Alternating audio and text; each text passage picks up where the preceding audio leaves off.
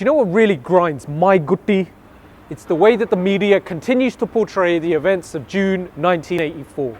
So, most of you are probably sick and tired of hearing this kind of stuff again and again and again. But essentially, in June of 1984, what happened was that the Indian central government sent the armed forces of the state into the Darbar Sahib complex, which is the center, the headquarters, if you like, of all Sikhdom. The official line of the government is that they did so to flush out militants who were housed in the Darbar Sahib. If the central government had wanted to simply flush out militants, why did they set fire to so many historic buildings within the complex before they departed? Why did they set fire, most importantly, to the central reference library of Sikhs, which housed hundreds of manuscripts that dated back to the time of the Gurus themselves? The media is very quick to jump and talk about Sanjarnail Singh, his cohorts and other Sikhs using the complex as a fortress and fortifying the whole place. It shows a complete lack of understanding of Sikh architecture and Sikh ideology. The Darbar Sahib complex,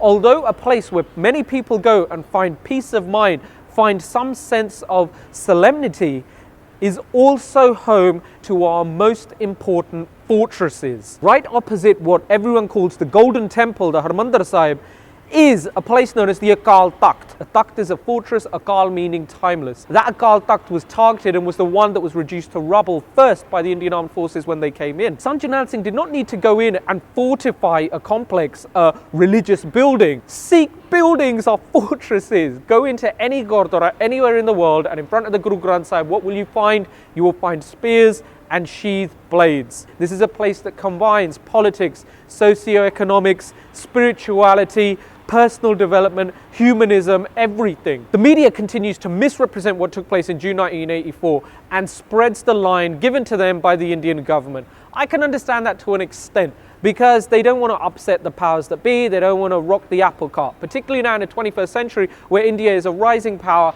and so many Western countries are going to depend on them for trade and mutual cooperation. However, journalists are meant to be purveyors of truth. They ask questions to get answers. And I can understand there might be some things I feel uncomfortable with them presenting about the Sikh movement and what took place in June 1984 that I don't agree with.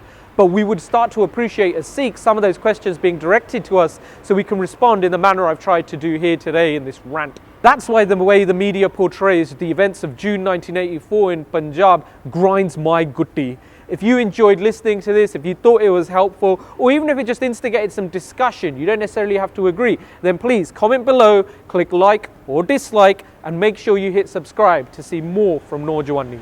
Subscribe!